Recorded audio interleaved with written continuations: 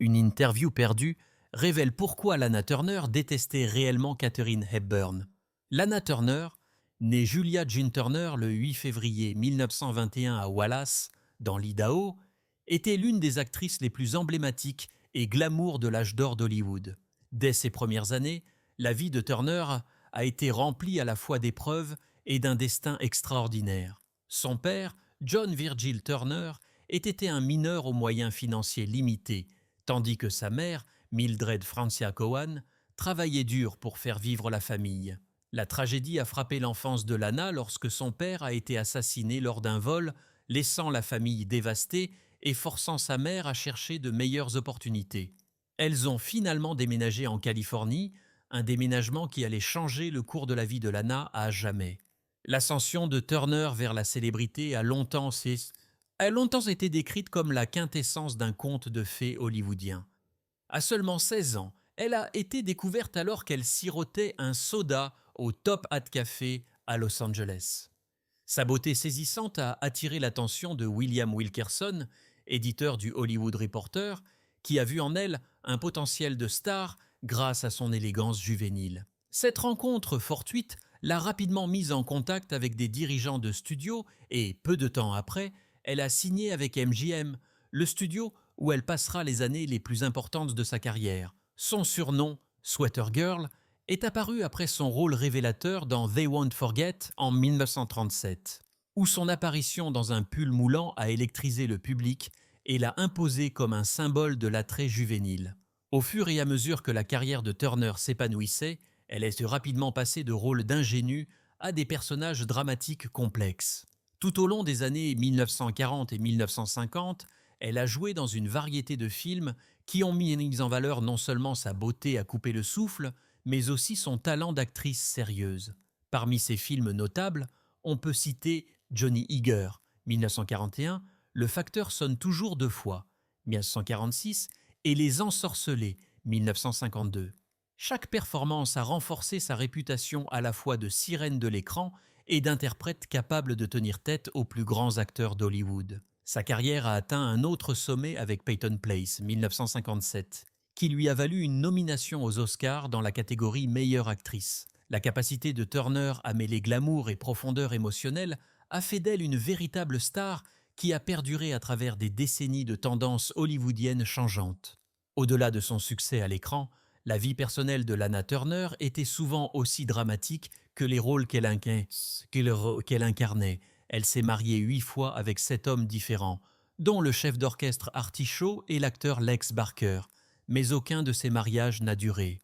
Turner elle-même a plaisanté plus tard. Mon but était d'avoir un mari et 7 enfants, mais cela s'est avéré être l'inverse. Ces liaisons amoureuses ont alimenté les gros titres des tabloïds, mais aucune plus que sa relation tumultueuse avec le gangster Johnny Stampinado. Ce chapitre de sa vie a culminé en 1958 lorsque sa fille adolescente, Cheryl Crane, a mortellement poignardé Stampinado pour tenter de protéger sa mère lors d'une violente altercation. L'incident a choqué Hollywood et la nation, mais une enquête du coroner a jugé l'acte comme un homicide justifiable. Malgré le scandale, Turner a persévéré, conservant sa dignité et poursuivant sa carrière. Dans ces dernières années, Turner a connu à la fois des triomphes et des difficultés, bien que ses apparitions au cinéma aient ralenti dans les années 1960 et 1970, elle s'est réinventée pour la télévision, apparaissant dans des séries populaires telles que Falcon Crest. Elle a également lutté contre des problèmes de santé, en particulier après avoir été diagnostiquée d'un cancer de la gorge dans les années 1980.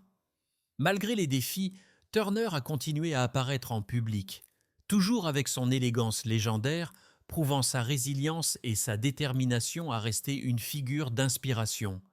Ce qui distinguait Lana Turner n'était pas seulement son talent à l'écran, mais aussi son aura de glamour.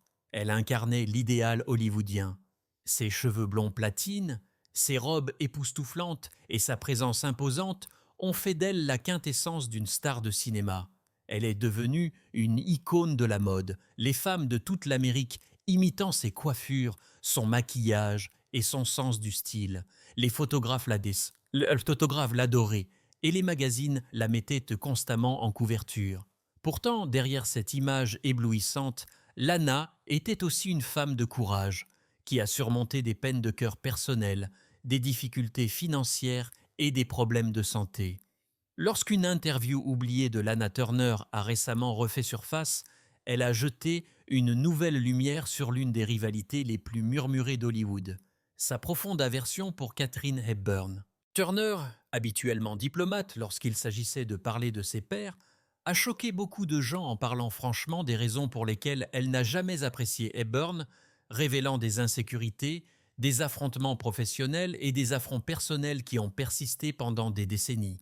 Dans l'interview, Lana a expliqué « Katharine Hepburn était le genre de femme qui entrait dans une pièce et décidait instantanément qu'elle était la plus intelligente. Ce n'était pas du charme, c'était de l'arrogance. Et je n'ai jamais eu de patience pour l'arrogance. » Turner, qui a bâti sa carrière en étant proche du public, estimait que l'intelligence vive et les manières de cultiver d'Hepburn étaient souvent perçues comme de la condescendance, en particulier envers les actrices qui étaient même plus célébrées pour leur beauté que pour leur intelligence. Liana, qui s'était battue toute sa vie contre l'étiquette dédaigneuse de simple jolie figure, pensait qu'Hepburn incarnait cette attitude critique qui rabaissait ses talents. Turner a poursuivi « Je n'oublierai jamais la première fois que je l'ai rencontrée. Elle m'a regardé de haut, en bas, comme si j'étais quelque chose que le chat avait traîné. Puis elle a dit « Les jolies filles sont légion dans cette ville. Voyons si vous avez autre chose. » Je me suis dit « Comment ose-t-elle » Cette seule rencontre a blessé Lana pendant des années. À l'époque, Turner était toujours sous l'œil attentif de MGM, un studio qui la présentait comme une star glamour, une femme d'une beauté à couper le souffle. Mais sous cette image soignée, Lana était désespérée de prouver qu'elle avait des talents d'actrice. La remarque d'Hepburn, qu'elle soit considérée comme un conseil ou une critique, a touché le cœur de sa plus grande insécurité. La tension entre elles n'a fait que croître au fur et à mesure que leur carrière progressait. Hepburn était connue pour son indépendance farouche, refusant notoirement de se plier aux règles du studio, tandis que Turner travaillait sans relâche pour plaire à MGM et maintenir son statut de star. « Elle n'a jamais eu à jouer le jeu comme le reste d'entre nous », s'est plainte Lana dans l'interview. Katharine faisait ce qu'elle voulait, disait ce qu'elle voulait, et tout le monde la trouvait brillante pour cela. Mais si j'avais fait la moitié de ce qu'elle a fait, on m'aurait qualifié de difficile ou d'instable. Le double standard était flagrant. Turner a également admis que la jalousie jouait un rôle dans ses sentiments. Alors que Lana jouait souvent dans des mélodrames romantiques et des drames policiers qui mettaient en valeur son apparence, Hepburn s'était forgé une réputation d'actrice dramatique sérieuse, remportant le genre de succès critique auquel Lana aspirait. Les critiques l'adoraient, a déclaré Turner. Moi, j'ai dû me battre pour obtenir ne serait-ce qu'un peu de respect, et elle ne me l'a jamais fait oublier. Elle était la chouchoute des critiques, et j'étais la star glamour du studio. C'était la ligne tracée entre nous. Pourtant, l'animosité ne se limitait pas à la rivalité professionnelle. Lana s'est souvenue d'un moment lors d'un rassemblement hollywoodien à la fin des années 1940, où le dédain d'Hepburn est devenu personnel. Elle a dit à quelqu'un juste devant moi « Le problème avec les femmes comme Lana, c'est qu'elles pensent que les hommes vont les sauver. Elle s'appuie sur la beauté comme un ivrogne s'appuie sur une bouteille. J'avais envie de la gifler. Elle n'avait aucune idée de ce que j'avais enduré. Les mariages, les scandales, les peines de cœur. Elle me jugeait sans me connaître, a déclaré Turner. De tels mots n'étaient pas seulement insultants. Ils révélaient un manque d'empathie qui rendait Hepburn intolérable à ses yeux. Il est intéressant de noter que Lana a admis qu'elle admirait le talent d'Hepburn, mais qu'elle ne pouvait tout simplement pas le concilier avec sa personnalité. Je n'ai jamais nié qu'elle pouvait faire des cercles autour de la plupart des gens. Elle était extraordinaire de ce point de vue, mais le talent n'excuse pas la cruauté, et elle pouvait être cruelle, ne vous y trompez pas.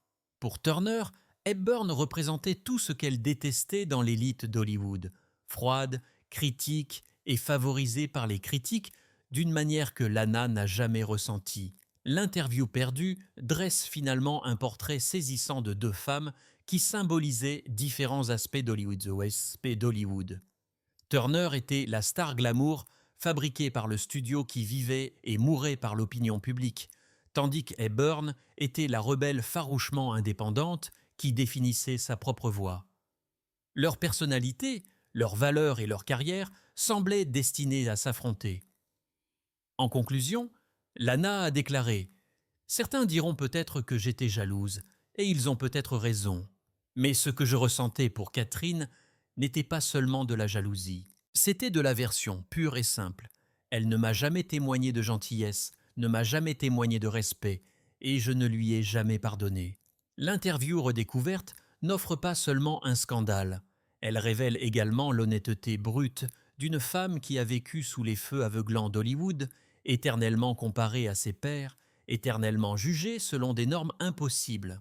Elle nous donne un aperçu des vulnérabilités de Lana Turner, de ses frustrations et de sa volonté de dire la vérité sur le mythe de la camaraderie de l'âge d'or. La rivalité entre Turner et Hepburn n'était pas seulement une affaire de deux stars. Il s'agissait de deux mondes de féminité qui s'affrontaient dans le vieil Hollywood. Et Lana Turner n'a jamais oublié sa place dans cette bataille. Lana Turner, malgré son image publique glamour, a vécu une grande partie de sa vie avec des habitudes qui allaient finir par avoir des conséquences désastreuses sur sa santé. Elle était connue pour boire régulièrement et pour fumer de manière constante pendant la majeure partie de sa vie adulte, un mode de vie qui n'était pas rare chez les stars hollywoodiennes de sa génération, mais qui a laissé des dommages durables. L'alcool était pour Turner à la fois un passe-temps social et un moyen de faire face aux pressions de la célébrité, du système des studios et des turbulences de sa vie personnelle. Les cigarettes, quant à elles, étaient presque indissociables de son image. Le geste long et élégant de la tenir dans sa main ou entre ses lèvres ajoutait à l'aura sensuelle et sophistiquée que le public associait à sa présence à l'écran. Pourtant, derrière l'attrait, ses habitudes se sont profondément enracinées et, au fil des décennies, il s'est avéré de plus en plus difficile de les abandonner. Pendant ses années sous contrat avec MGM, le studio était parfaitement conscient de la façon dont le tabagisme pouvait affecter son image, en particulier auprès des jeunes bien fans qui admiraient sa beauté et son style. MGM a travaillé sans relâche pour préserver un vernis sain autour de ses stars. Et dans le cas de Turner, cela s'est même étendu à la modification des supports publicitaires. Les photographies la montrant tenant une cigarette devaient être retouchées par les artistes du studio afin d'effacer les preuves de son habitude. Cette dissimulation n'était pas inhabituelle dans les années 1940 et 1950, lorsque les studios contrôlaient étroitement les images personnelles et publiques de leurs artistes sous contrat, mais elle illustre les efforts déployés par MGM pour protéger la commercialisation de l'une de ses stars les plus rentables. La réputation de Lana Turner en tant que déesse glamour de l'écran ne pouvait pas être ternie par des signes visibles d'addiction. Même si beaucoup dans l'industrie savaient qu'elle fumait fréquemment, sur le plateau comme en dehors. Cependant, au début de la soixantaine, Turner a commencé à être confronté aux réalités du vieillissement et aux conséquences de son mode de vie sur son corps. Après avoir subi diverses alertes sanitaires et souhaitant prolonger sa carrière et sa vie, elle a pris la difficile décision d'arrêter de boire. Ce n'était pas un ajustement facile, car l'alcool avait longtemps été un compagnon tant lors de ses succès très médiatisés que lors de ses luttes privées. Mais Turner a fait preuve de détermination en l'abandonnant, motivé en grande partie par son désir de préserver la santé qui lui restait. Les cigarettes, cependant, se sont avérées être un adversaire beaucoup plus redoutable. Comme beaucoup de fumeurs de longue date, elle s'est retrouvée incapable d'arrêter malgré des tentatives répétées. Le tabagisme était si profondément ancré dans sa routine quotidienne et dans son identité qu'elle n'a pas pu se libérer de son emprise. Et tragiquement, c'est cette dépendance qui allait bientôt contribuer à la plus grande bataille de sa vie. Au printemps 1992, Turner a reçu la nouvelle dévastatrice qu'elle avait développé un cancer de la gorge. Pour une femme dont la beauté, la voix et la présence avaient autrefois captivé des millions de personnes, le diagnostic était à la fois effrayant et profondément personnel. Pourtant, Turner a essayé d'y faire face avec courage. Dans un communiqué de presse public, elle a rassuré ses fans en annonçant que le cancer avait été détecté tôt et qu'il n'avait pas endommagé ses cordes vocales ni son larynx. Cette distinction était importante non seulement sur le plan médical, mais aussi symboliquement, car sa voix avait toujours fait partie de son identité d'artiste. Les médecins pensaient initialement qu'ils avaient de bonnes chances de contenir la maladie, et Turner a subi une intervention chirurgicale exploratoire pour retirer la tumeur cancéreuse. Malheureusement, la situation était pire qu'on ne le pensait au départ. Le cancer s'était déjà métastasé, se propageant à sa mâchoire et à ses poumons. Cela a rendu son pronostic beaucoup plus grave et l'a placé sur la voie de traitements prolongés et agressifs. Turner a courageusement subi une radiothérapie, se soumettant au régime épuisant et douloureux dans l'espoir de guérir. Sa résilience a semblé porter ses fruits puisqu'au début de l'année 1993, elle a annoncé avec optimisme qu'elle était en rémission complète. Les fans, les amis et sa fille Cheryl ont célébré la nouvelle, soulagés que la star légendaire ait apparemment triomphé de la maladie. Pendant un certain temps, Turner elle-même a cru qu'elle avait obtenu un sursis, un dernier chapitre de santé et de vitalité après des années de lutte. Malheureusement, sa victoire a été de courte durée. En juillet 1995, les médecins ont confirmé que le cancer était revenu. Cette récidive a marqué le début de son déclin final, qu'elle a enduré avec une force et une dignité discrètes, bien que sa santé ait continué à décliner. Malgré sa maladie, Turner était resté déterminé à remplir ses obligations et à continuer à communiquer avec ses admirateurs. En septembre 1994, elle a fait ce qui allait être sa dernière apparition publique au Festival international du film de San Sébastien en Espagne. Elle y a été honorée d'un prix pour l'ensemble de sa carrière, une reconnaissance de ses décennies de travail qui ont défini le glamour et la résilience à Hollywood. Bien qu'elle soit apparue fragile et qu'elle ait eu recours à un fauteuil roulant pendant une grande partie de l'événement, la présence de Turner était toujours magnétique. Elle a souri à ses fans, a gracieusement accepté les applaudissements et a fait preuve du même aplomb qui l'avait porté à travers une vie de triomphe et de tragédie. Triomphes et de tragédie. Cette apparition poignante a servi d'adieu final au public qui l'avait adoré pendant si longtemps. 9 mois plus tard, le 29 juin 1995, Lana Turner est décédée à son domicile de Century City, à Los Angeles. Elle avait 74 ans. Sa fille Cheryl était à ses côtés dans ses derniers moments, lui apportant réconfort et compagnie alors que sa mère s'éteignait. La cause du décès était due à des complications du cancer qui l'avaient implacablement poursuivi dans ces dernières années. Selon Cheryl, la fin est arrivée comme un choc total parce que Turner avait semblé plus forte après avoir récemment terminé 7 semaines de radiothérapie. Pour Cheryl et pour beaucoup d'admirateurs de Turner, sa mort a été ressentie comme soudaine et déchirante malgré la longue bataille des batailles qui l'avait précédée.